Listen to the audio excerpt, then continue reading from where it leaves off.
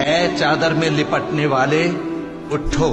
اب خبردار کرنے لگو اور اپنے پروردگار کی بڑائی بیان کرو، اور اپنے کپڑے پاک رکھو اور شرک کی گندگی سے تو الگ ہی رہو، اور اس نیت سے احسان نہ کرو کہ اس سے زیادہ کے خواہاں ہو،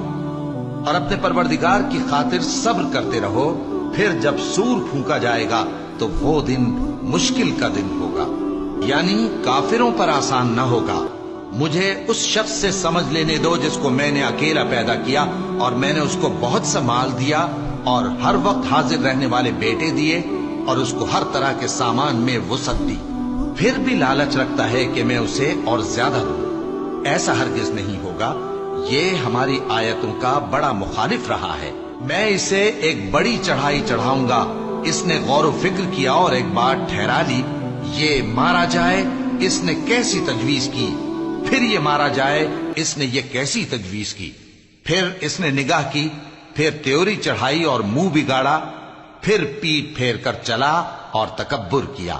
پھر کہنے لگا یہ تو جادو ہے جو پہلے لوگوں سے برابر ہوتا آیا ہے، پھر بولا یہ اللہ کا کلام نہیں بلکہ بشر کا کلام ہے، میں ان قریب اس کو سقر میں داخل کروں گا۔